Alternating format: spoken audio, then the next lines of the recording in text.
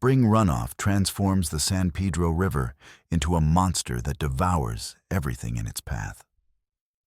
What was once a manageable waterway threading through Arizona territory now rages like a living thing, swallowing the storefronts of Ghost Hollow until only rooftops and chimney tops mark where civilization once stood. Moonlight fractures on the black torrent, turning each wave crest into silver teeth that snap at anything foolish enough to venture too close. Rosalind Marlowe fights the current with Boston-bred determination that means nothing to the merciless water. Her teaching satchel, leather-bound and filled with primers, remains buckled across her shoulder like an anchor dragging her toward the bottom. The schoolmarm's practical boots, designed for classroom floors rather than survival, fill with Arizona silt and pull her under the churning surface. 10 years of nightmares have prepared her for this moment, the taste of water closing over her head and the desperate burning in her lungs, the helpless terror of drowning. But knowing death doesn't make it easier to accept. She surfaces once auburn hair streaming like kelp, her gray eyes reflecting the wild panic of a woman who's always known the water would claim her eventually. The current spins her toward a massive cottonwood's exposed roots, a wooden cage that could gut her like a trout. Her fingers claw at the black water, finding nothing but liquid darkness. The river takes her again, and this time she doesn't fight it. From his perch on the cottonwood's trunk, Dasan sees her disappear beneath the foam. He's an Apache warrior of 32 winters, exiled by his own choice, and living in the borderlands between two worlds that will never fully accept him. His weathered hands grip a skinning knife as he calculates angles and distances with the cold precision of a man accustomed to life-or-death decisions. He dives without hesitation, his buckskin shirt immediately heavy with water that wants to drag him down alongside the drowning woman. The current is a living enemy that slams him against submerged obstacles, but he swims with it rather than against it, using the flood's own power to reach the place where she went under. His hand closes around her wrist, just as the cottonwood snag would have opened her throat from ear to ear. The water doesn't want to give her up. It pulls at her sodden dress, her waterlogged boots, the teaching satchel that represents her entire professional life. But Dasan has wrestled wild horses and wounded bears, and he drives both their bodies toward a narrow strip of sand that rises barely a foot above the hungry flood. She's unconscious when he drags her, clear, her lips blue with oxygen debt, and her body temperature dropping toward the point of no return. He rolls her onto her side, one calloused hand firm at the base of her skull to keep her airway clear, and waits for the river to give back what it stole. She wakes retching muddy water, her whole body convulsing with cold and shock. Her eyes fix on his face, copper skin, weathered by sun, and wind-black hair loose from its leather thong. Dark eyes that hold no expectation of gratitude or reward. She knows him by reputation. The Apache who doctors white settlers when fever comes calling, the one who walks between worlds and belongs fully to neither. "You saved me," she whispers, her educated voice hoarse from river water and terror.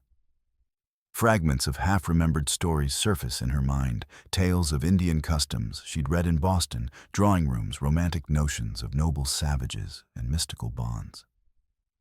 Isn't there a law? An old law that says, "My life belongs to you now." The words hang between them like smoke from a signal fire.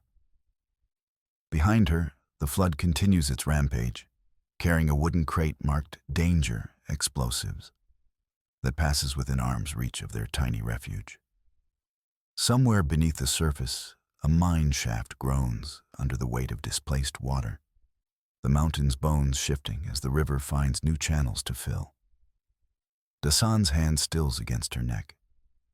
He studies her face in the silver moonlight, pale skin streaked with mud, intelligence flickering behind the shock and fear. Most white women would be screaming or fainting by now, but this one meets his gaze directly, even while trembling like a leaf in a windstorm. Words spoken in darkness. he says finally, his English careful and precise despite years of disuse. Can chain a life tighter than iron shackles. She nods, not fully understanding the implications of what she's set in motion, knowing only that the river nearly claimed her. And this man pulled her back from its depths. Her fingers tighten involuntarily in the beaded thong that hangs from his neck, using it as an anchor point in a world suddenly turned fluid and treacherous. The flood surges again, brown foam licking at their ankles like the tongues of hungry spirits. Glass breaks somewhere in the drowned town as another building surrenders to the water's inexorable advance. A screech owl calls from the darkness, its cry carried away by the current, along with everything else the river has claimed tonight.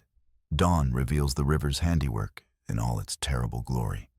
The San Pedro has spread like hammered silver across what was once the main street of Ghost Hollow, transforming a proud mining town into an archipelago of rooftops and drowning timber.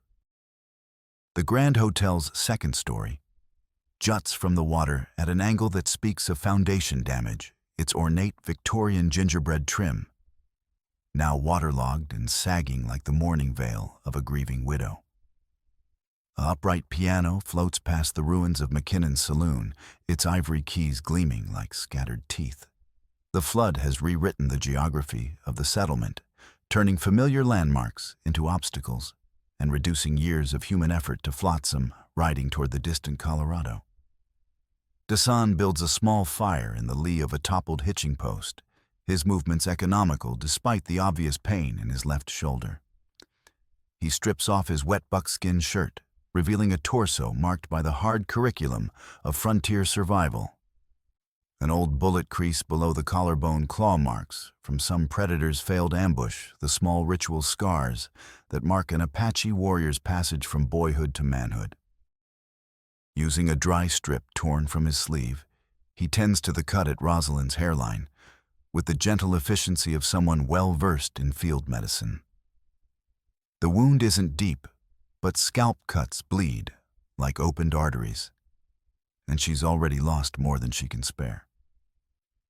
Hold still, he instructs, working with careful precision.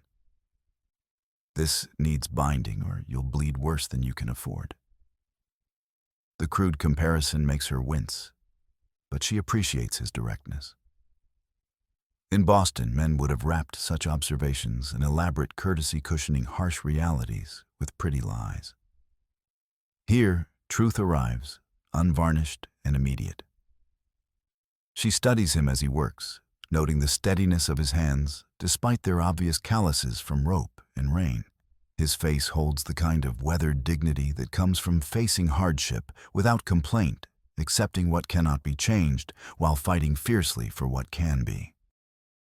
At 28, Rosalind Marlowe is older than most frontier schoolmarms hired by San Pedro County to reopen Ghost Hollow's school for the families drifting back, now that the initial silver strike has played out and the boom has settled into something resembling sustainable community.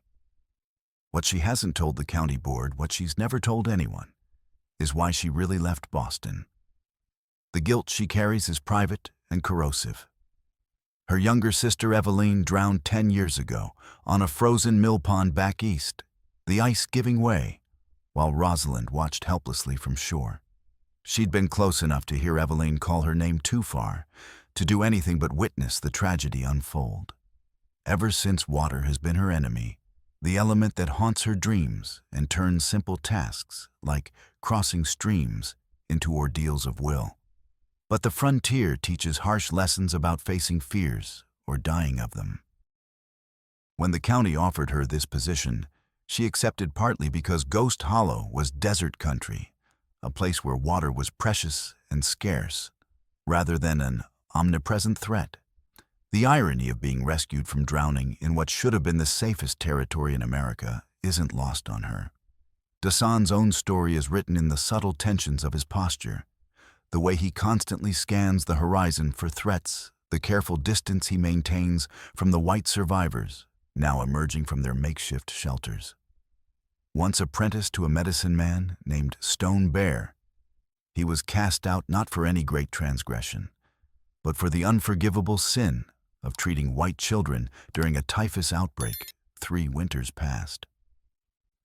The Apache way is to help your own people first, but Dasan couldn't watch any child die when he possessed the skills to prevent it. The decision cost him his place in the band, leaving him to drift between worlds like smoke that belongs to neither the fire nor the sky. His exile is self-imposed as much as decreed he could return to his people. But the shame of his perceived betrayal keeps him wandering the borderlands alone. Other survivors emerge from their refuges like cautious animals testing the air for predators. Dr. Elias Byrne arrives by makeshift raft, his weather-beaten face grim as he surveys the disaster's scope.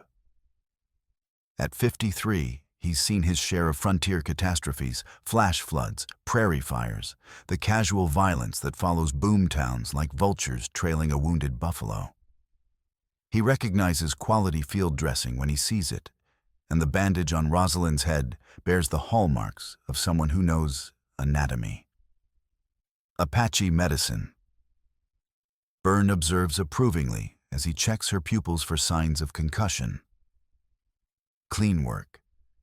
You're fortunate he pulled you out when he did. Another minute in that current would have been your last. From her elevated position near the old assay office, Widow Hattie Pike watches the rescue efforts through a brass spyglass salvaged from her late husband's naval service. At 45, she survived 2 marriages, and the boom-to-bust cycle that defines mining country, learning to read trouble in the set of a man's shoulders and the way he sits his horse. The dust cloud approaching from the eastern hills belongs to riders who aren't coming to offer help. Jed Carter pulls a jury-rigged raft between the partially submerged buildings, ferrying stranded families for whatever coins they can spare. His alfalfa fields lie under 6 feet of muddy water, the crop he'd counted on to pay his mounting debts, now feeding catfish instead of cattle. At 42, he's learned that the frontier gives with one hand while taking with the other, but he's never seen it extract quite so steep a price all at once. The immediate survival challenges are brutally obvious. The river continues its relentless rise, claiming another finger's width of dry ground every hour. Food runs dangerously low among the survivors scattered across various rooftops and high-ground refuges. The Grand Hotel's partial collapse has created a debris dam that backs water up in an ever-growing pool. When that makeshift barrier finally gives way, the remaining structures will be swept away like children's toys. But it's while clearing debris from the partially flooded schoolhouse that Rosalind makes a discovery that adds mystery to their already desperate situation. Wedged beneath an overturned desk, she finds an oiled cloth packet containing what appears to be an original survey map from the mining boom years, hand-drawn with careful precision and marked with cryptic symbols. One symbol in particular catches her attention, a distinctive mark, placed precisely on the bell tower, accompanied by a note in faded but legible script, safekeeping of the legacy, shielded from floods and thieves alike. She shows the map to Dasan, who examines it with the careful attention of a tracker reading sign. His finger traces the mysterious symbol, and she notices how his expression sharpens with recognition. "Cash mark," he says simply. Something valuable enough to hide from casual discovery. The bell tower still stands above the flood line, its wooden framework solid despite water lapping at its stone foundation. Whatever the original miners concealed there was built to survive both time and disaster. But as Rosalind studies the old map more carefully, she notices something that sends a chill down her spine that has nothing to do with her wet clothes. Fresh boot prints circle the tower's base, too recent to have been made, before the flood too distinct to belong to any of the current survivors. Someone else knows about the hidden cache, someone who's been watching and waiting for the right moment to claim whatever secrets the tower holds. The sound of horses splashing through flood water announces trouble with the subtlety of a cavalry charge. 4 riders emerge from the morning mist, like specters of greed, given flesh their carbines held with the casual readiness of men accustomed to taking whatever they want by force of arms. Silas Quarry himself leads the group, a thick-bodied man of 45, whose face bears the underground pallor of someone who spent too many years in mine shafts before discovering that surface theft pays better than subterranean labor. His pale eyes sweep across the survivors with the calculating assessment of a livestock appraiser, but his attention keeps returning to the schoolhouse bell tower, rising above the flood like a lighthouse marking hidden treasure. "Morning, folks." He calls out, his voice carrying the false bonhomie of a confidence man working a crowd. "Name's Quarry, Silas Quarry. I'm here representing the Territorial Marshal's Office to assess flood damage and implement emergency salvage protocols." The official language rolls off his tongue with practiced ease, but the 3 men flanking him tell a different story. Hard-faced drifters with the look of men who found their calling in other people's misfortune. They watch the survivors with predatory patience, while their leader weaves his web of legitimate-sounding lies. Their horses are well fed, and their equipment new, the kind of prosperity that comes from successful theft rather than honest labor. Jed Carter looks up from where he's patching his damaged raft, his hands still dripping with the river water that swallowed his livelihood. "Nothing abandoned here, Quarry? Just folks waiting for the water to drop so we can rebuild." Quarry dismounts with theatrical precision, his boots squelching in the muddy sand as he produces a folded document from his vest pocket. The paper looks official enough, complete with territorial seals and legal terminology. But Rosalind's educated eye catches the subtle signs of forgery, slightly mismatched ink, inconsistent lettering margins that don't quite align. Territorial and emergency salvage order. Quarry announces, waving the document like a flag of conquest. Property submerged for more than 72 consecutive hours gets classified as abandoned for purposes of emergency salvage. That's the law established after the Prescott flood of '68, when delay cost the territory thousands in recoverable assets. Dr. Burns straightens from where he's been treating a child's infected cuts, his weathered face showing the skepticism of a man who's seen too many legal shell games. That an emergency salvage order to genuinely abandoned structures, not occupied settlements with residents in temporary displacement. Occupied by what? Quarry gestures toward the flooded town with dramatic flair. I see a lot of muddy water, and some folks camping on whatever high ground they can find. What I don't see is a functioning community with proper infrastructure and documented property ownership. The lie comes so smoothly that even Rosalind almost believes it for a moment. But she's observed the hungry focus in Quarry's eyes when he studies the bell tower, the way his gaze keeps returning to that specific structure despite his claims of general salvage authority. This isn't about territorial recovery or emergency protocols. This is about whatever lies hidden in the tower's height, something valuable enough to justify elaborate deception and the threat of violence. The school remains fully operational. She declares, stepping forward with her county appointment papers clutched in hands that refuse to shake despite her internal tension.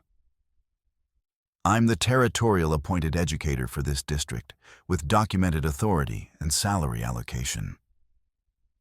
Quarry's pale gaze slides over her like oil on water, taking in her mud-stained dress, her carefully maintained dignity, and the obvious intelligence behind her gray eyes. She can almost see him calculating her potential usefulness versus the complications she might create. County appointments don't carry much weight when the county infrastructure's underwater school marm. He replies with condescending patience. But I'll tell you what, you've got records showing who owns what parcels around here. I'd be mighty obliged to examine them. Proper documentation might change the legal situation considerably. His men have spread out in a loose semicircle. During this exchange, their carbines held ready, but not quite threatening. The message is clear enough. Cooperation will be rewarded with continued breathing, while resistance will meet with the kind of frontier justice that leaves no witnesses to testify about excessive force. When Jed hesitates to ferry them across to the schoolhouse, claiming his raft won't support the additional weight, safely Quarry's mask of civilized authority slips like cheap paint in hot sun. He snatches a pick handle from his saddle and smashes Jed's carefully repaired vessel with two vicious blows that send tools and personal possessions spinning into the muddy current. "Blast your caution, Carter," Quarry snarls, dropping the ruined handle into the water. "When I say I need transportation, that means you provide it, not stand there making excuses like some yellow-bellied politician." Before Jed can react to the destruction of his only means of livelihood, Quarry seizes Rosalind by the upper arm, his fingers digging deep enough to leave bruises that will last for weeks. The contact is a violation that goes far beyond mere physical discomfort. It carries the casual assumption of power that allows men like him to treat others as property to be manipulated at will. "Like I said, schoolmarm," he continues, his voice dropping to a menacing whisper, "I'd be real interested in examining those property records. The sooner we get this legal business sorted out, the sooner everyone can get back to their normal lives." The implicit threat hangs in the air like gun smoke.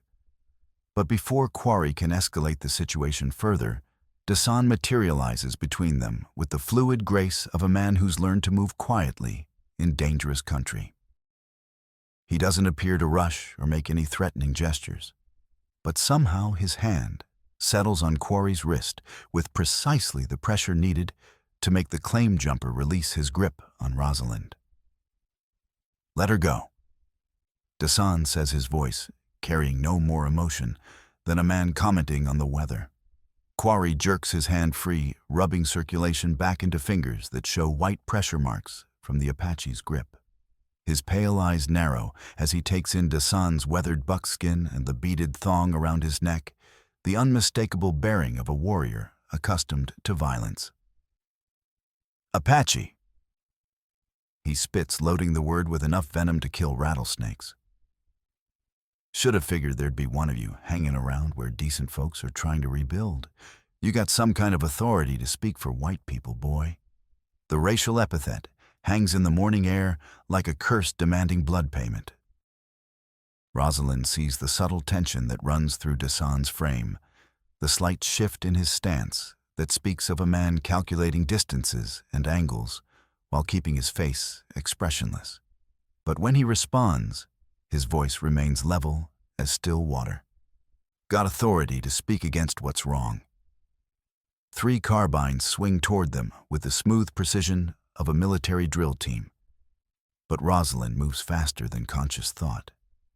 Her hand closes around a Colt Navy revolver lying half buried in the mud, dropped by one of Quarry's men when he dismounted to check his horse's hooves. The weapon is heavier than she expected, its walnut grip slick with moisture, but the weight feels solid and reassuring in her inexperienced hands. She's never fired a gun in anger, never pointed a deadly weapon at another human being. But her Boston-bred father had insisted on teaching her to shoot tin cans behind their Beacon Hill mansion. The skills return like muscle memory preserved in amber thumb, the hammer back, align the front sight with the rear squeeze, the trigger straight back without jerking. Dasan takes the weapon from her with gentle efficiency, but not before she sees the flash of surprised respect in his dark eyes. She's not just another helpless victim to be protected and shepherded. She's a partner who will stand her ground when the mathematics of survival turn ugly. The shot he fires goes into the mud 6 inches from Quarry's left boot, close enough to spray the man's expensive leather with river silt, and demonstrate exactly how precise Apache marksmanship can be when it chooses restraint over killing. The report echoes off the water like thunder, but its purpose isn't to intimidate. It's to buy precious seconds while everyone recalculates the tactical situation. Dr. Byrne produces a brass signal whistle from his medical bag and blows a sharp blast that carries across the flood with piercing clarity. From her elevated position, Widow Pike responds by yanking open a wooden shutter and tipping over a crate of preserved goods, sending bottles and tins cascading down to spook Quarry's horses. The animals shy and dance nervously, forcing their riders to fight for control instead of aiming their weapons. Tarnation and hellfire. Quarry snarls, but he's already reading the changed odds with a gambler's instinct for when to fold a losing hand. 4 armed men against scattered civilians was acceptable mathematics. But 4 men against defenders with cover high ground and local knowledge represents the kind of fight that produces more casualties than profit. He remounts with angry efficiency, his carbine still ready, but no longer openly threatening. The mask of legal authority has been replaced by naked hostility, but even that carries more honesty than his previous performance. This situation isn't resolved not by a long shot. He declares his voice carrying the flat certainty of a man accustomed to getting his way through persistence and escalating pressure. I've got Sheriff Maddox riding in tomorrow morning with proper territorial warrants and federal marshals to back them up.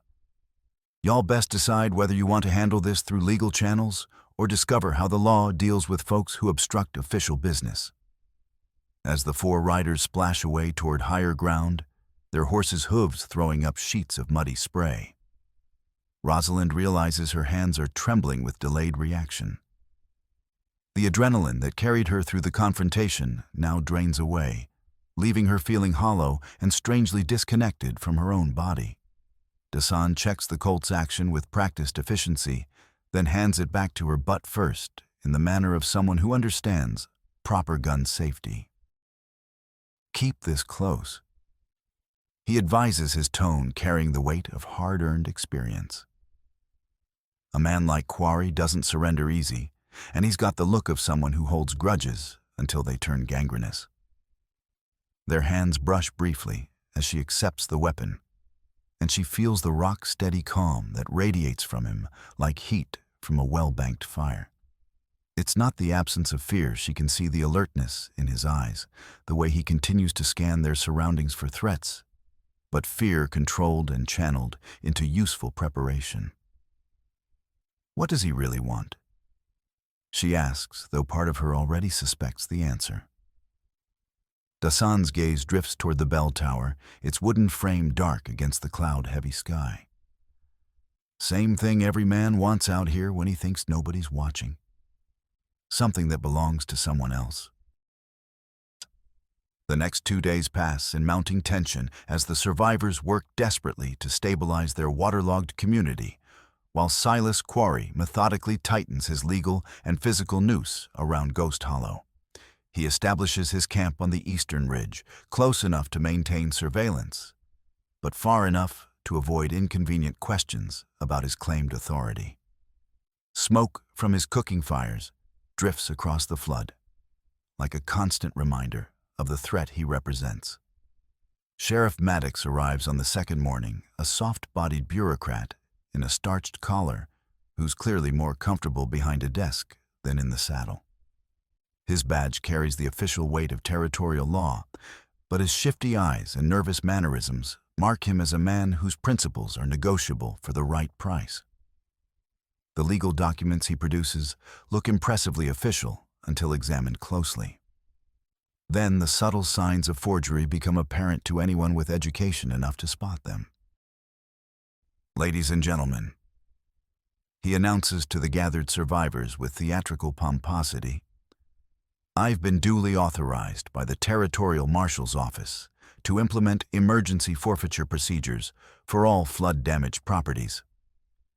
Proper documentation will be filed with the county assessor once normal legal channels resume operation. The bureaucratic language can't disguise the essential theft at the heart of Quarry's scheme, but it provides enough legal camouflage to make resistance seem like criminal obstruction rather than righteous self-defense. Quarry has found a loophole in territorial law wide enough to drive a freight wagon through, and Maddox is his willing accomplice in exploiting it.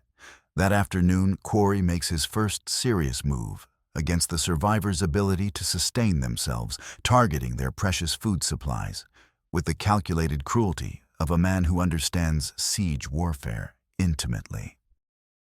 Widow Pike's supply boat carries the last of the community's provisions, salt pork flour, canned peaches, and other essentials salvaged from her store before the water could ruin them. As she poles across the deeper channels toward Dr. Burns' aid station, 3 of Quarry's men intercept her in the middle of the current, where help would be difficult to provide. "Morning, Widow." The lead rider calls out, his carbine held ready but not quite aimed at her. "That's a mighty heavy load you're carrying. Could be dangerous in these swift currents. Boat might tip over and dump everything into the river, where it wouldn't do anybody any good." The threat is clear enough, without being explicitly stated. Hand over the food supplies voluntarily, or watch them disappear into the muddy water, along with any chance of community survival. Pike is a tough woman, seasoned by frontier hardships, but she's also practical enough to recognize impossible odds when she sees them. Rosalind sights down the Colt's barrel, the front sight wavering, as her pulse hammers in her ears like a trip hammer. Beside her, Dasan rows their small boat hard toward the confrontation, his powerful strokes driving them through water that wants to spin them into the rocks that line the deeper channels. "Easy now," he calls to her, his voice carrying the same calm authority he used with the trapped bobcat. Front sight level with the rear notch. Squeeze the trigger straight back, don't slap it or jerk it sideways. His coaching is delivered without taking his eyes off the tactical situation developing ahead of them. But Rosalind feels his attention on her, nonetheless steadying her resolve and building her confidence. When she fires, the bullet clips the wooden oarlock on the raider's boat, sending splinters into the face of the man, threatening Pike and demonstrating that their intervention has teeth. The warning shot achieves its immediate purpose of breaking up the robbery attempt. But it also serves notice that the survivors won't submit passively to Quarry's predations. The raiders withdraw with muttered curses and promises of retaliation. But the temporary victory costs them valuable resources. Pike's boat suffers damage that reduces its cargo capacity, and precious ammunition has been expended for psychological effect rather than immediate necessity. The second major confrontation occurs at dawn the following day, when Dasan and Rosalind attempt to ride across the water-soaked prairie to alert the rancher militia about Quarry's activities. They need allies badly, and the cattlemen who graze the high country have little love for claim jumpers and their corrupt legal enablers. But Quarry has anticipated this strategic move, positioning scouts to watch for exactly this kind of attempt at outside communication. The chase that follows tests both their riding skills and their nerve as they navigate through willow breaks and badger holes that could cripple their horses and leave them stranded in hostile territory. Dasan trades shots with their pursuers while simultaneously guiding Rosalind's mare away from the treacherous footing, his Winchester cracking with measured precision. When her boot slips from the stirrup during a particularly violent maneuver, he catches her ankle and guides it back into place, their hands touching with the electric intensity that comes from shared danger and mutual dependence. During a brief respite on a hilltop while their horses recover their wind and their pursuers circle below like wolves testing a defense. Dasan builds a small signal fire with the quick efficiency of long practice. The thin column of smoke rises straight up in the still air. Not a call for rescue, but a location marker for any Apache scouts who might be watching from the distant mountains. The smoke signal represents a calculated risk that reveals their position to Quarry's men, while simultaneously serving notice that Dasan isn't as isolated as his enemies assume. In the Apache world, family connections run deeper than political exile, and blood calls to blood across even the most forbidding distances. They manage to evade immediate capture, but the message gets through to the wrong ears by evening. Quarry knows they've been attempting to communicate with outside forces, and his response escalates the conflict to a new level of seriousness. The third and most dangerous confrontation comes that same afternoon when Quarry finally reveals his true intentions by arriving at the schoolhouse with kegs of explosives and the bland explanation that he's conducting emergency structural assessment on the flood-damaged building. Rosalind plants herself directly in front of the schoolhouse door like a human barricade, her gray eyes blazing with righteous fury. You destroy that building, you obliterate everything my students need to learn their books, their slates, their hope for something better than ignorance and poverty.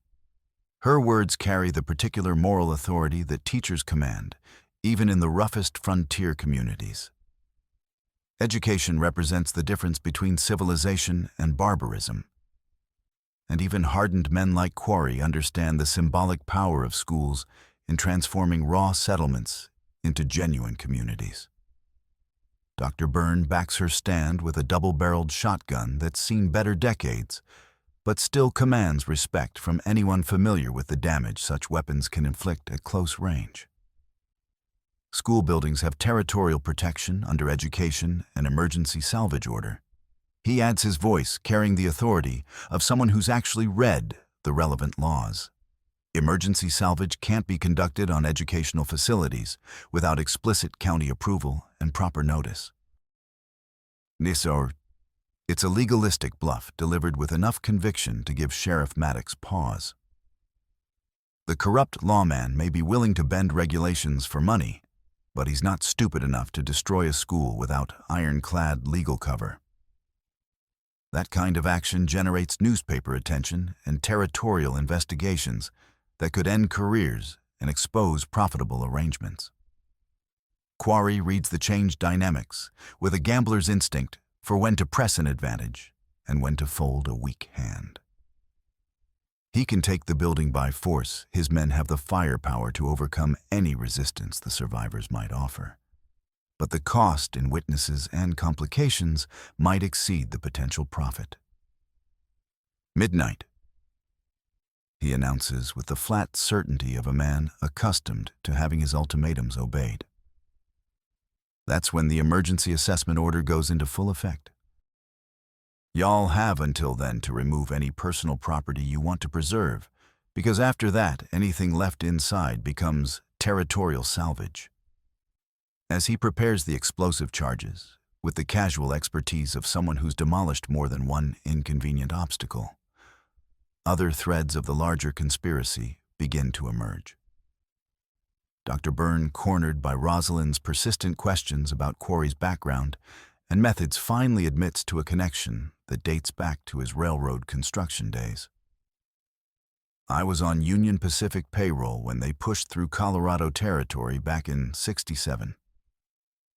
He confesses his weathered hands shaking slightly as he cleans his surgical instruments.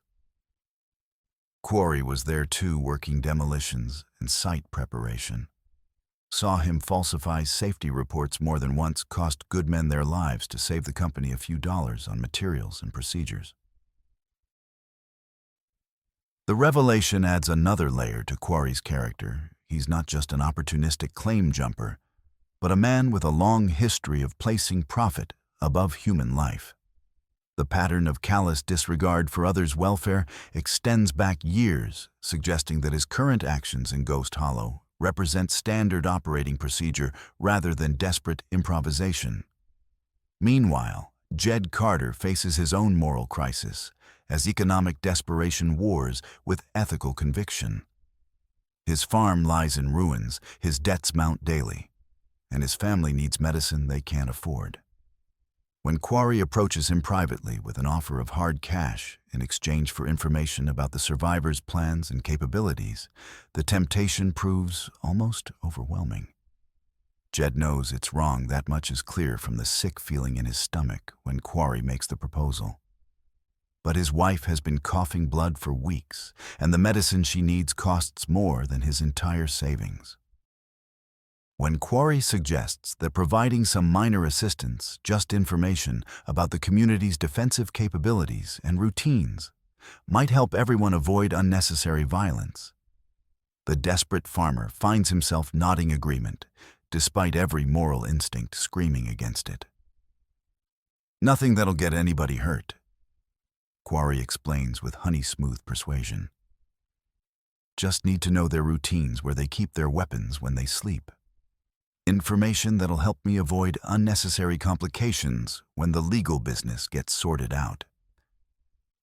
The request for dynamite comes later wrapped in reasonable explanations about structural assessment and safety concerns. Jed knows he's being manipulated, but the silver coins Quarry presses into his palm represent his wife's only chance at survival. His agreement to supply the explosives ostensibly for legitimate demolition work represents the kind of moral compromise that will haunt him for years to come.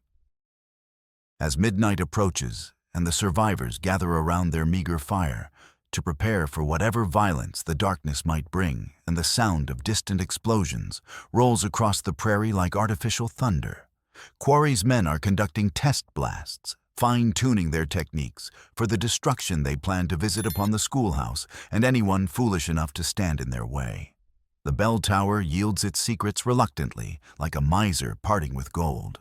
Working by the uncertain light of a coal oil lantern, Rosalind and Dawson pry up warped floorboards with a crowbar salvaged from Dr. Burns' clinic, their movements careful and quiet to avoid attracting attention from Quarry's sentries posted around the perimeter. The cache they discover represents a masterpiece of frontier engineering and paranoid foresight. Sealed within a lead-lined strongbox and wrapped in multiple layers of oiled leather, the contents have survived 20 years of Arizona weather without significant deterioration. The original Ghost Hollow Mining Company's complete records lie preserved like insects in Amber Claims documentation. Geological surveys, profit distributions, and most damaging of all, a detailed accounting of the company's less savory business practices. Rosalind opens the leather-bound ledger with trembling fingers, her teacher's instincts immediately recognizing the significance of such organized documentation. The early entries appear routine enough: standard business transactions, equipment purchases, payroll records. But as she reads deeper into the chronological progression, a pattern of systematic corruption emerges that makes her stomach clench with recognition. Bribes to territorial officials. She whispers, running her finger down columns of figures that document the casual purchase of legal immunity. Falsified safety inspections. Workers' compensation denied for accidental deaths that clearly weren't accidents at all. The ledger reads like a textbook in frontier criminality, each page documenting another example of how powerful men exploit legal loopholes and official corruption to profit from others' misfortune. But it's a small item tucked between the journal's pages that stops her heart entirely and transforms a historical curiosity into personal catastrophe. The locket is silver-tarnished, but intact, engraved with the initials E.M. in flowing script. Rosalind recognizes it instantly. It belonged to her sister, Eveline, the one piece of jewelry their mother had given her before that fatal winter day when the ice gave way and the world changed forever. Attached to a loose page in the ledger is a business record noting experimental hydraulic testing conducted winter 1861. Marlowe's Pond, Massachusetts preliminary research for advanced placer mining techniques. The entry is signed with initials, but the handwriting matches other documents in the collection that bear Quarry's full signature from later years. Cross-referenced with a water-stained paragraph in Dr. Burns' railroad construction log, which Dason retrieves from the doctor's scattered files, the truth emerges with the terrible clarity of lightning illuminating a graveyard. In his informal notes, Byrne had written about Quarry's boasting during their Union Pacific days, how the man claimed to have perfected revolutionary techniques back east that involved testing hydraulic pressure on natural ice formations before bringing the methods west. The mill pond where Eveline drowned wasn't the victim of natural disaster or even criminal negligence. It was a deliberate testing ground for equipment that Eastern mining interests were developing for Western goldfields. They had diverted the pond's natural flow and undermined its structural integrity to see how much pressure the ice could withstand before catastrophic failure. Eveline was simply collateral damage in their callous experimentation. "My sister didn't die by accident." Rosalind says, her voice hollow with shock and dawning fury. "She was murdered by men testing mining equipment they planned to use for profit out here." The evidence is fragmentary, but compelling when assembled into a coherent narrative by her educated mind. News clippings pasted into the ledger document, a series of accidental ice failures that winter, all occurring near sites where Eastern mining companies were developing new extraction techniques. Quarry had kept these records as insurance proof of his former employer's complicity that could be used for blackmail if they ever tried to cheat him out of his promised share of Western profits. Dasan doesn't attempt to comfort her with empty platitudes or false consolations. Instead, he places the damning ledger on the rough wooden table between them and covers her shaking hand with his own steady one, anchoring her to the present moment while her mind reels with implications. "We carry this to daylight," he says, his voice carrying the weight of an unbreakable promise. "Make it count for something meaningful." The moment of connection that follows isn't born of sudden passion or romantic revelation, but of shared understanding between two people who've discovered they're fighting the same enemy across a gap of 10 years and 3,000 miles. She leans into him, not seeking comfort, but finding balance in his solid presence, using his strength to steady herself while processing this devastating knowledge. His arms close around her like a structural brace supporting a building damaged by earthquake, functional, necessary, intimate, precisely because it serves survival rather than sentiment. She feels the steady rhythm of his breathing, the warmth of his body against hers, and realizes this is what true partnership means on the frontier, not the elaborate courtship rituals of Boston society, but the practical intimacy of two people who've learned to trust each other with more than their lives. "He'll kill us for this," she states with flat certainty rather than fearful speculation. "Probably." Dasan agrees without hesitation. Question becomes whether we let him succeed. The evidence they've uncovered transforms their desperate situation from a simple property dispute into something far more dangerous and personal. Quarry isn't just another claim jumper seeking easy money from disaster. He's a man whose entire Western career is built on violence and systematic deception. Someone who's killed before and will kill again to protect the secrets that enable his prosperity. But knowledge cuts both ways in this deadly game. The ledger contains enough documented evidence to hang Quarry and his associates, assuming they can survive long enough to deliver it to honest authorities. The challenge lies in staying alive, while surrounded by corrupt lawmen and hired killers with no guarantee that territorial justice will prove more reliable than local corruption. As they prepare to leave the bell tower, with their explosive discovery, Dasan notices fresh tool marks in the wooden framework around the cache, evidence that someone else has been searching for the hiding place with systematic determination. Quarry knows about the ledger's existence, or at least suspects it strongly enough to risk exposure by conducting his own investigation. His interest in the schoolhouse was never about salvage rights or emergency territorial authority. It was about silencing the only remaining witness to a decade-old murder and the systematic pattern of criminality that preceded it. The revelation adds murderous urgency to their already desperate circumstances. They're not just fighting for Ghost Hollow's survival anymore, but racing against time to expose the truth before Quarry can bury it, along with everyone who's learned his secrets. Outside their refuge, the sound of approaching horses tells them that Quarry's patience has finally been exhausted. The midnight deadline was always fiction, another lie designed to keep them off balance, while he positioned his forces for the final assault that would eliminate all witnesses and secure all evidence.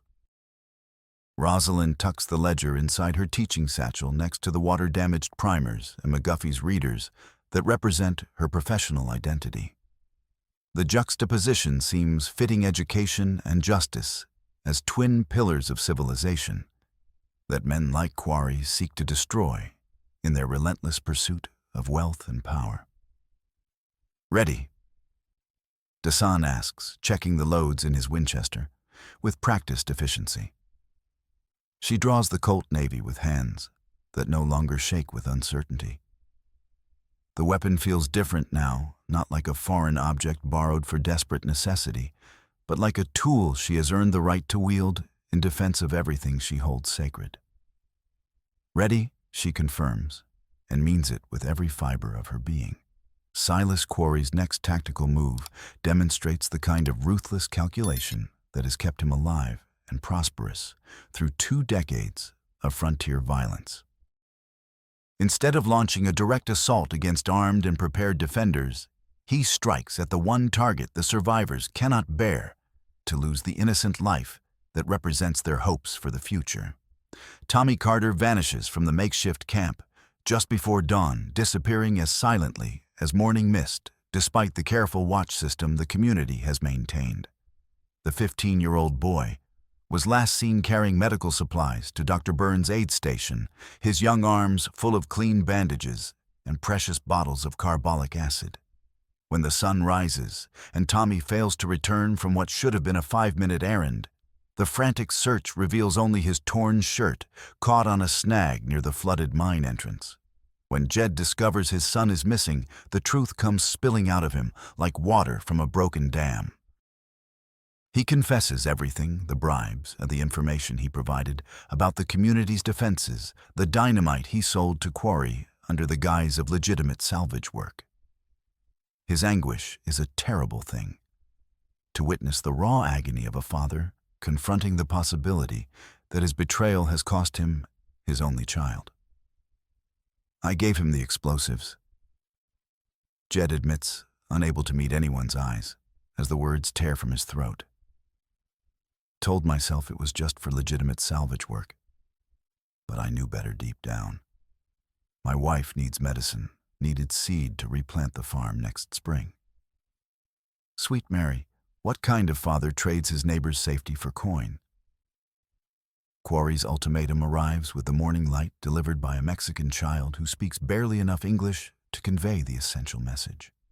Turn over the ledger before the sun reaches its zenith, or Tommy Carter will join the other victims of mining accidents that have marked Quarry's career from Massachusetts to Arizona territory. The boy is being held somewhere in the partially flooded lower galleries of the old Silver Crown mine, where a single stick of dynamite could seal him in darkness forever. During a diversionary skirmish near the riverbank, meant to draw Quarry's attention, while Dason and Rosalind scout the mine entrance for potential rescue routes, a stray bullet finds its mark in living flesh that has nothing to do with human conflict. Dasan's mare, Ash Cloud, has been his faithful companion for 3 hard years, sure-footed in rough country and steady under fire when lesser horses would bolt in panic. She goes down hard when the bullet tears through her chest, her front legs folding as bright blood spreads across her gray coat like spilled paint. He kneels beside her immediately, his weathered hands gentle on her neck as she struggles to draw breath through damaged lungs. The Apache language has words for this kind of goodbye, ancient phrases that honor the bond between warrior and horse. But grief transcends linguistic barriers in the presence of death. Rosalind presses her palm to his shoulder, feeling the fine tremor that runs through his frame as the mare's breathing gradually stills. In Boston society, the death of a horse would represent financial inconvenience, a loss to be remedied by a visit to the nearest stable. Here on the frontier, it represents the severing of a bond that approaches kinship. On the death of a partner who has shared dangers and trusted her rider's judgment in situations where mistakes mean death. She was a good one. Rosalind offers, knowing the words are inadequate, but feeling compelled to acknowledge the loss. Dasan doesn't respond immediately, his hand still stroking the mare's neck long after she's beyond feeling comfort.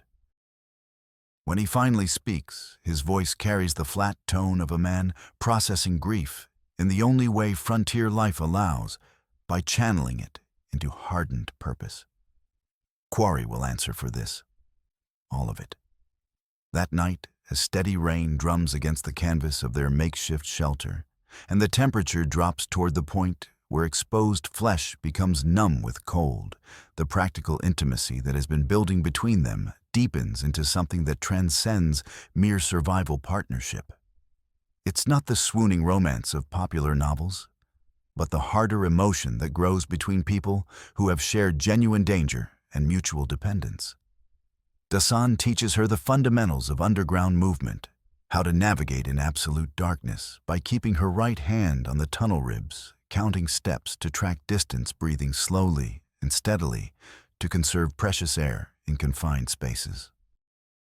The instruction is delivered in whispers, their heads close together, as he sketches the mine's layout in the dirt floor with a pointed stick. When he wraps her in his blanket against the night chill, the gesture carries both practical necessity and tender care. They lie back to back for shared warmth, their bodies aligned, but not entangled, finding comfort in human contact without crossing boundaries that neither feels ready to negotiate. When their hands discover each other in the darkness, it's not passion that drives the connection, but simple human need for comfort in the face of overwhelming odds. Her fingers interweave with his calloused palm against calloused palm, and both understand that this represents as much commitment as their dangerous circumstances allow. "If we don't survive tomorrow," she whispers, voicing the possibility that hangs over them like storm clouds. "We will," he replies with fierce determination. But she hears the uncertainty beneath his confidence. Survival isn't guaranteed by wanting it desperately enough. And the mine represents the kind of environment where good intentions go to die alongside the people who harbor them. The descent into the flooded Silver Crown mine feels like a journey into the Earth's digestive system, down through layers of civilization and into the primitive darkness where human ambition meets geological reality. Dr. Burns' improvised ventilation system, a flour sack stitched to a wooden bellows frame, pushes thin air down the main shaft. But the atmosphere below ground remains thick with coal dust and the metallic taste of fear-induced adrenaline. The mine reveals itself as a three-dimensional maze of abandoned workings, its tunnels groaning under the accumulated stress of decades of excavation. Support timbers creak ominously in the confined spaces, their wooden protests echoing through chambers where the air hangs thick with the accumulated vapors of old explosions and seeping groundwater. The temperature hovers just above freezing, turning their breath into visible clouds that dissipate quickly in air that barely moves. Dasan rappels, first testing each anchor point before committing his full weight to support structures weakened by flood damage and neglect. 20 feet down, the vertical shaft opens into a horizontal gallery that stretches away into absolute darkness, punctuated by the steady drip of water, marking time like a funeral bell, counting down to some inevitable conclusion. The main gallery shows clear evidence of recent passage boot prints preserved in dried mud, the stub of a recently burned candle, a tin cup that still smells faintly of coffee. Quarry's men have been using these tunnels as a hideout, confident that no one would be foolish enough to follow them into such dangerous territory. They find Tommy Carter in a side chamber that once stored blasting powder, the boy alive, but badly frightened after hours of darkness and uncertainty. His hands are bound behind his back, with rough rope that is cut into his wrists, and a filthy rag gags his mouth to prevent any calls for help that might reach the surface. When he sees Dasan cutting his bonds with a sharp knife, tears of relief stream down his dirt-stained cheeks. "Easy, son." Dasan murmurs in the same gentle tone he used with the trapped bobcat, his voice carrying calm authority that transcends the boy's terror. "You're safe now. We're taking you home to your father." But safety proves to be a relative concept in a mine that Quarry has rigged with enough dynamite to collapse half the mountainside.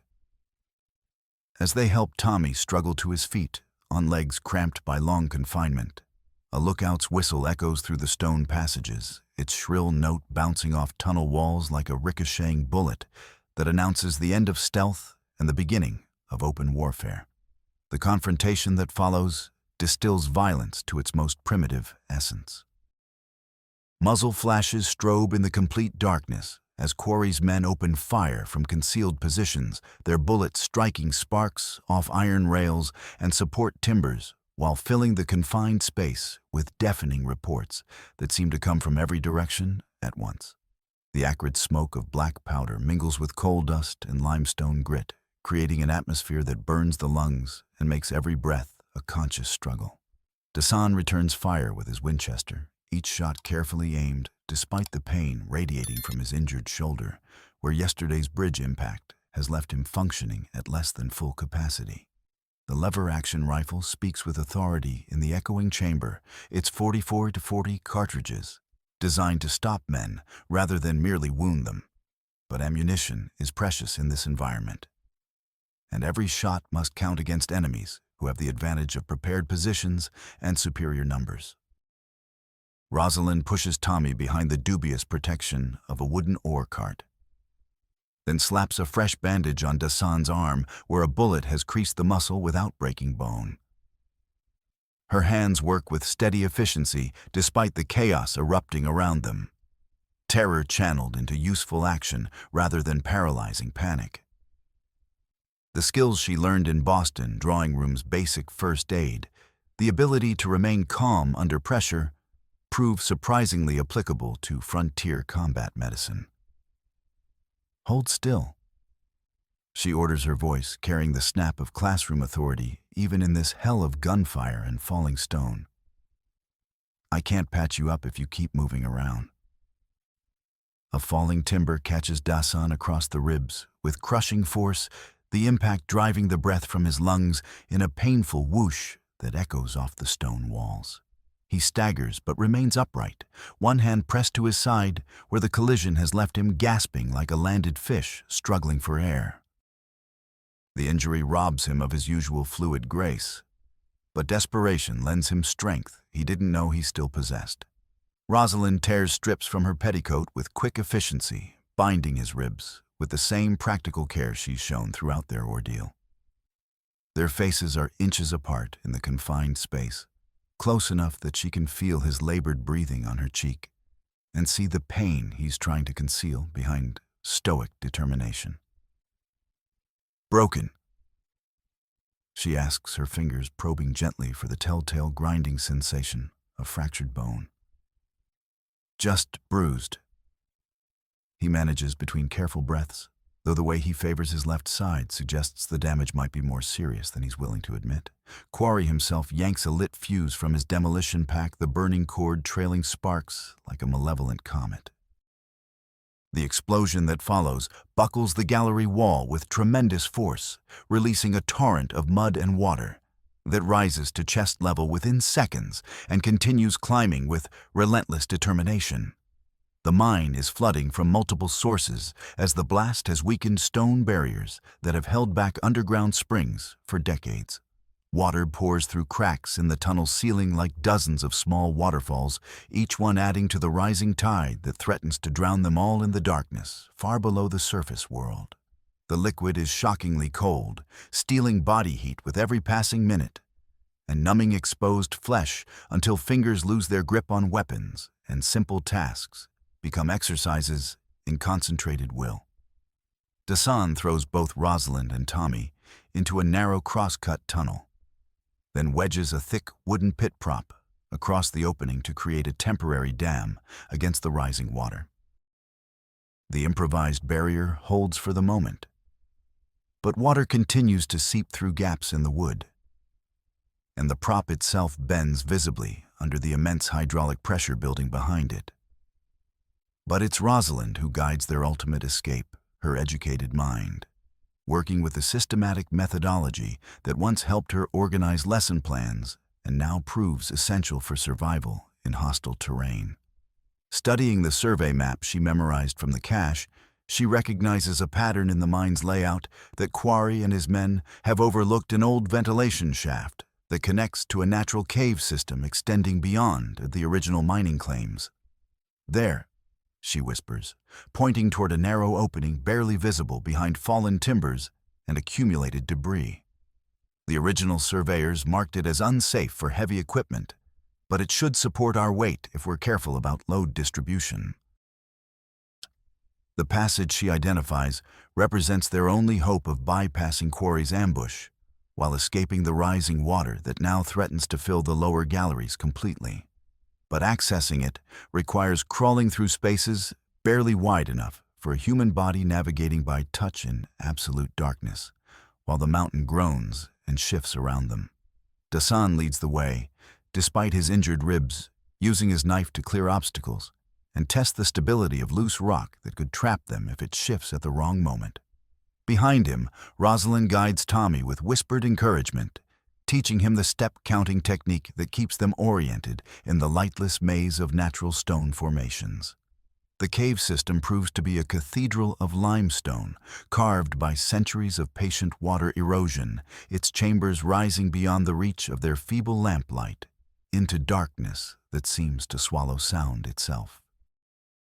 Flowstone formations create natural sculptures of impossible delicacy, while underground streams tinkle with the music of water, finding its way toward distant outlets. But the beauty of the natural environment can't disguise the deadly reality of their situation. The air grows thinner as they climb toward what they hope is an exit to the surface world. And each breath requires conscious effort that leaves them lightheaded with oxygen debt. Their lamp burns precious fuel with every passing minute. And once the flame dies, they'll be navigating in total blackness through terrain that could kill them with a single misstep. It's while following a narrow ledge above an underground chasm that they finally corner Silas Quarry, and where the blood-stained ledger that started this entire deadly game comes into its final crucial play. The confrontation takes place on a natural stone bridge spanning a deep pool of black water that disappears into the mountain's depths like a liquid gateway to hell itself. Rosalind holds the waterlogged journal in her left hand, while gripping the Colt Navy in her right, her stance wide and balanced on the narrow stone formation despite the dizzying drop beneath her feet. The underground pool reflects their lamplight, like a malevolent mirror, its surface disturbed by currents that speak of hidden depths and unknown dangers. "You signed this document," she declares, her voice carrying across the water with crystalline clarity that cuts through the darkness like a blade. "The handwriting matches your later records perfectly, and Dr. Burns' notes confirm your boasting about Eastern experimentation. My sister died so you could test hydraulic mining equipment on living ice."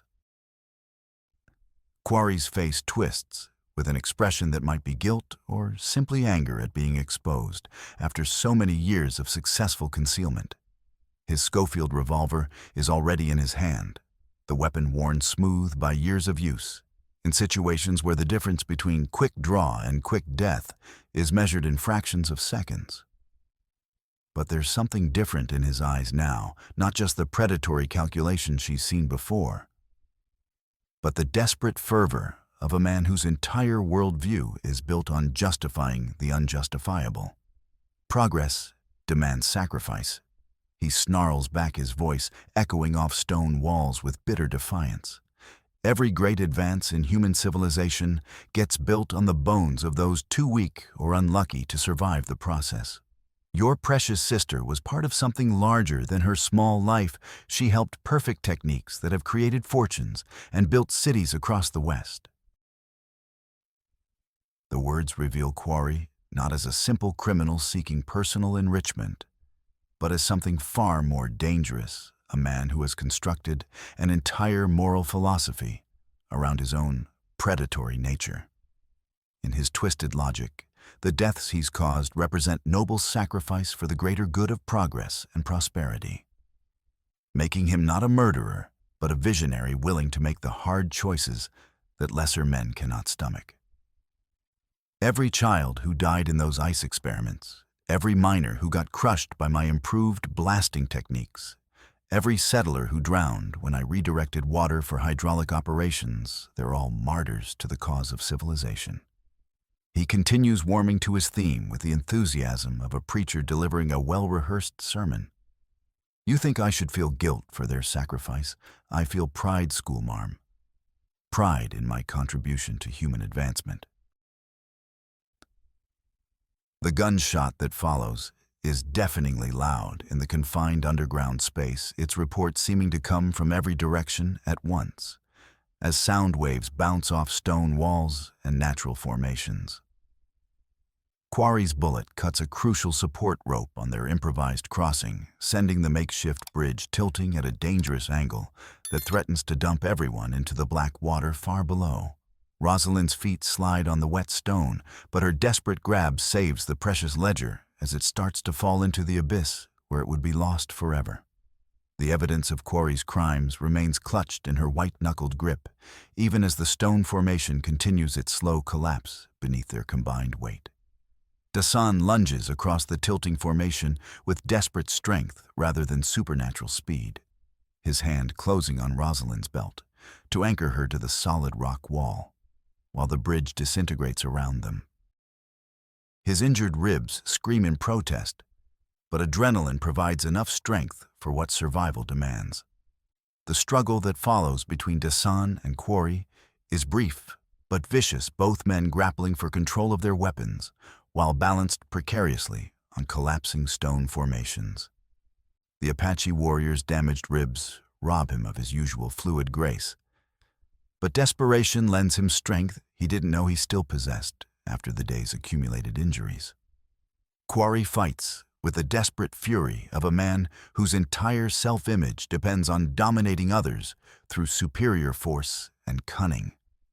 When his Schofield revolver skitters away into the darkness, he produces a mining pick from his belt and swings it with vicious intent at Dasan's head, the pointed tool whistling through the air with enough force to crack a skull like an eggshell. Dasan deflects the blow with his rifle barrel, the impact sending vibrations through his damaged ribs that blur his vision with pain.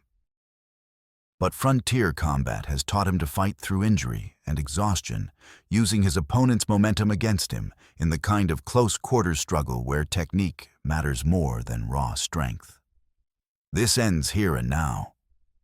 Dasan growls through gritted teeth, twisting Quarry's wrist until the mining pick clatters away into the chasm below. Quarry makes one final desperate grab for a hanging rock formation that might support his weight. But the ancient limestone gives way under the strain. He falls into the black water of the underground pool with a splash that echoes through the chamber, like a closing door, the sound marking the end of a criminal career that has spanned 2 decades and countless victims.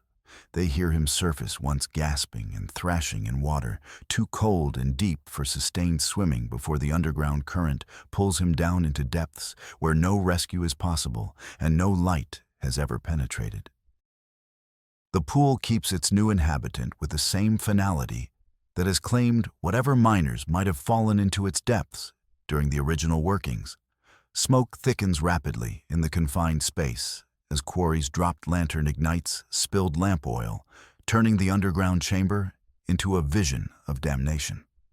The flames spread quickly across the surface tension of accumulated petroleum, creating a barrier of fire that blocks their original entrance route and forces them to find another path to the surface world.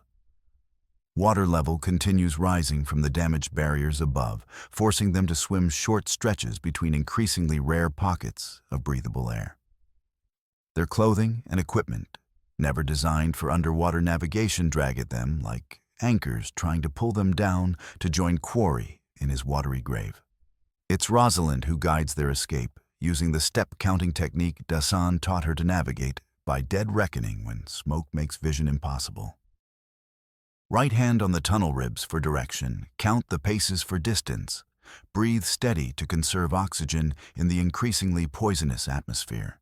They haul Tommy up the main shaft using Dr. Burns' rope system and the boy's weight multiplied by waterlogged clothing and the weakness in their own arms after the night's brutal ordeal. By the time they reach the surface, all three are more dead than alive, their faces blackened with soot, their lungs raw from breathing smoke and stone dust, their bodies pushed beyond normal human endurance. Behind them, the mine mouth belches a final gout of flame and poisonous smoke before collapsing in on itself with a rumble that shakes the ground for miles in every direction. The Silver Crown mine, which has already claimed too many lives during its brief but profitable existence, finally succumbs to the accumulated weight of its own dark history and the violent men who sought to exploit its depths. Dawn spreads across the eastern sky in watercolor washes of pink and gold that seem impossibly gentle after the hellish violence of the underground battle. The mine mouth has become a smoking crater, the entrance sealed forever beneath tons of collapsed stone and redirected groundwater that will take decades to find new channels through the mountain's broken bones. Sheriff Maddox arrives with the sunrise, but his usual swagger has evaporated like morning dew under the withering gaze of territorial justice. The ledger that Rosalind retrieved from the mine's depths contains far more than historical evidence of Quarry's past crimes. It also documents his recent activities in meticulous detail, including a complete accounting of bribes paid to territorial officials for their cooperation in his fraudulent salvage scheme. Dr. Byrne reads selected passages aloud to the gathered survivors, his weathered voice carrying the weight of indisputable legal evidence. The sheriff's face grows progressively paler as the damning accounting continues, each entry another nail in the coffin of his law enforcement career. When Widow Pike produces her own carefully maintained receipts, documenting Quarry's attempts to purchase information about the survivors' movements and defensive capabilities, even Maddox can read the handwriting on the wall with perfect clarity. He removes his tin star without argument or protest, placing the badge on a flat stone with the careful precision of a man who understands that his days of wielding legal authority are permanently finished. The rancher militia that rode in during the night watches his departure with expressions suggesting that his continued presence in the territory would be inadvisable for reasons of personal health and safety. With Quarry dead and Maddox discredited, the immediate threat to Ghost Hollow dissolves like sugar in warm rain. But the larger questions of community survival and reconstruction remain as challenging as ever. How to rebuild a settlement that the flood nearly destroyed, how to heal wounds that cut deeper than physical injury. How to construct a viable future from the wreckage of disaster and human greed. The survivors gather around their communal cooking fire as the sun climbs higher, sharing coffee that tastes like salvation itself, while planning repairs that will require months of backbreaking labor to complete. Jed Carter, his son safe, and his conscience finally unburdened, volunteers to work for Widow Pike without wages until every cent of Quarry's blood money has been repaid through honest labor. "It ain't about the money," Pike tells him gruffly, embarrassed by his gratitude but understanding the need for redemption through service. "It's about doing right after doing wrong, about proving to yourself that one bad choice doesn't define a man's entire character." Tommy Carter will carry a permanent limp from his ordeal in the mine, but Dr. Byrne pronounces the boy fundamentally sound in body and spirit. The experience has aged him beyond his 15 years, stripping away the last traces of childhood innocence. But it has also taught him lessons about courage and loyalty that no classroom curriculum could provide. The community votes unanimously to rebuild and maintain the school with Rosalind continuing as their territorial appointed educator. The new structure will be constructed on higher ground using timber salvaged from buildings that couldn't survive the flood's assault, incorporating hard-learned lessons about Arizona weather patterns and geological stability. Dr. Byrne organizes a proper legal claim on the mine's remaining assets, arguing persuasively that the survivors have earned the right to determine their community's future through blood and sacrifice.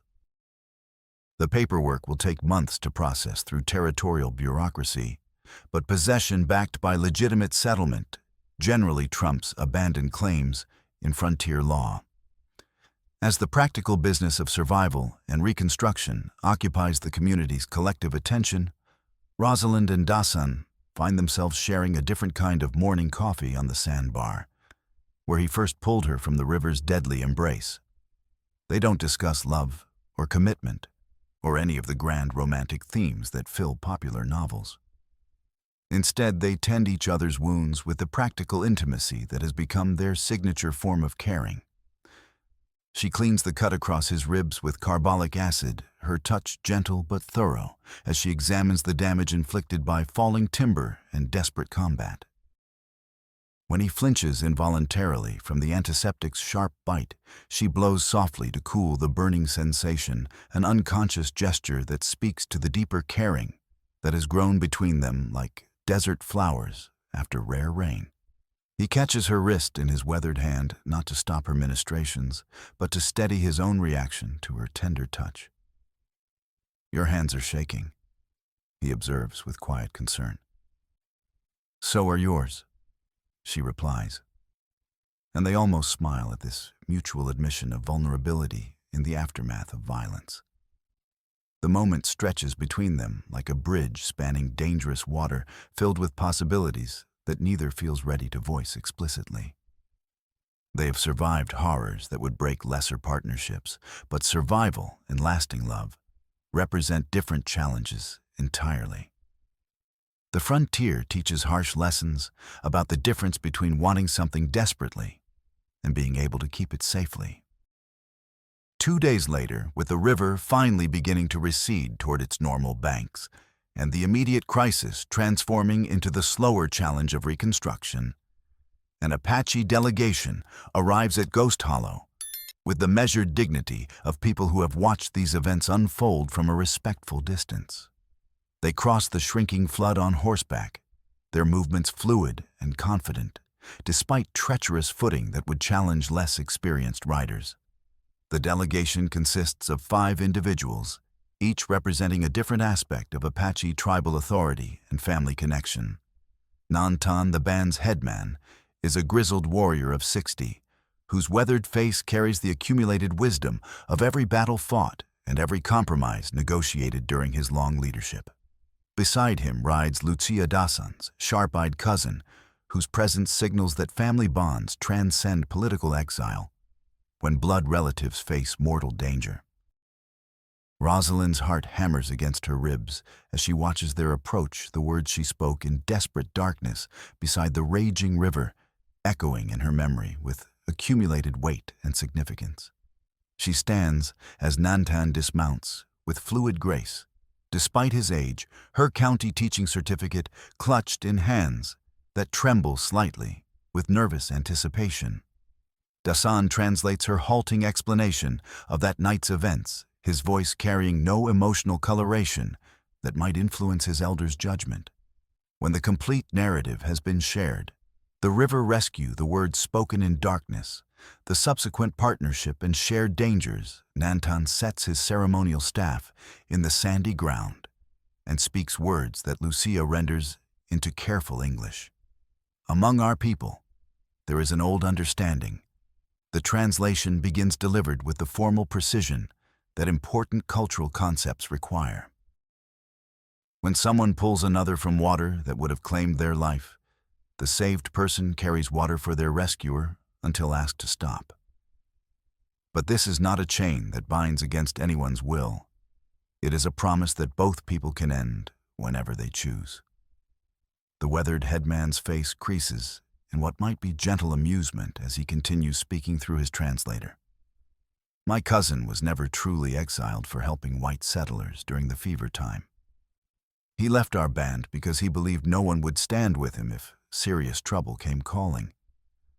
But we have watched from the high country, and we see clearly that he has found people who will stand beside him when death comes hunting. The surprise is profound, but gently delivered, reframing everything Rosalind thought she understood about both Apache custom and Dasan's personal history. The law, she invoked, exists within tribal tradition, but not as the binding obligation she feared. It represents voluntary commitment rather than involuntary servitude, a recognition of debt that can be honored or released as circumstances and personal choice dictate. More importantly, Dasan's exile was largely self-imposed, born of shame and cultural misunderstanding rather than official tribal judgment. The evidence of his good work, Dr. Burns' testimony about his courage in the mine, Tommy Carter's halting account of his rescue, the community's obvious respect for his contribution to their survival, carries weight in Apache deliberations about family membership and social standing. The path of the healer remains open to you. Nantan tells Dasan through Lucia's translation, his words carrying the authority of formal reinstatement. You can return to ride with us to the high country when the snows come, if that becomes your choice. But choice, as Rosalind has learned through bitter experience, proves far more complex than simple desire or even logical decision-making. Dasan could mount his horse and ride with his people tomorrow, returning to the life and culture he abandoned 3 years ago. She could accept the Territorial Education Department's standing offer to transfer to a safer district, putting the flood and its traumatic memories behind her like a closed book. Neither of them moves toward those seemingly obvious solutions. Instead, they find themselves sitting together on the white sand, where their story began studying a map that Dasan has scratched into the earth with a pointed stick. The improvised chart shows the river's course, the surrounding prairie, the road leading to the rebuilt mine, and the path that leads northward to the high country, where Apache summer camps follow ancient patterns of seasonal migration. I'll see this place through the summer rebuilding. Dasan says finally, his voice carrying the weight of carefully considered decision. Then I'll ride with my people to the high country before the first snows. There are children there who need teaching about the world beyond our traditional lands, and I know where to find a very good teacher. Rosalind weighs his words against her own fears and aspirations, understanding that he's offering her a choice that will define the rest of her life. Water will always represent a source of fear for her, given the traumatic associations with her sister's death, but she has learned that running from terror only gives it greater power over her decisions. The Apache children in the high country deserve the same chance at education that drives her work in Ghost Hollow and previously motivated her teaching career in Boston.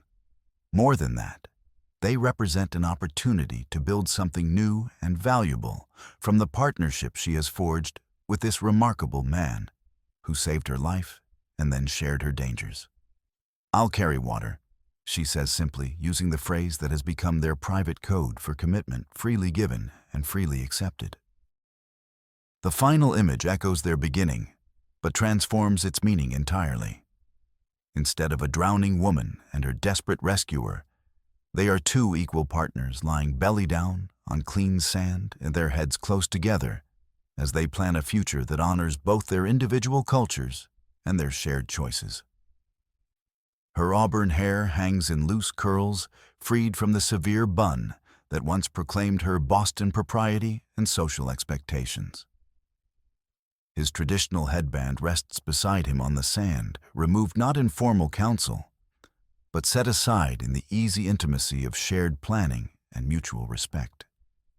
Their arms brushed naturally as he points to landmarks on the improvised map, and their breathing falls into the synchronized rhythm of people who have learned to trust each other completely. Behind them, the survivors of Ghost Hollow drive new support pilings for the rebuilt bridge, their hammers marking time like a collective heartbeat of community renewal. Ahead of them, willows glitter in the afternoon sunlight along the riverbank, and the San Pedro moves on toward distant destinations, still dangerous in its power, but honest in its natural force, carrying away the debris of old disasters while leaving fertile ground for new growth along its ever-changing banks. The water has completed its work of destruction and begun the slower, more patient work of renewal and regeneration. Like the people who survived its fury and learned to work together. In its aftermath, the river will never be quite the same as it was before the flood, but it will endure carrying its secrets and its promises, toward whatever horizon awaits in the vast Arizona territory.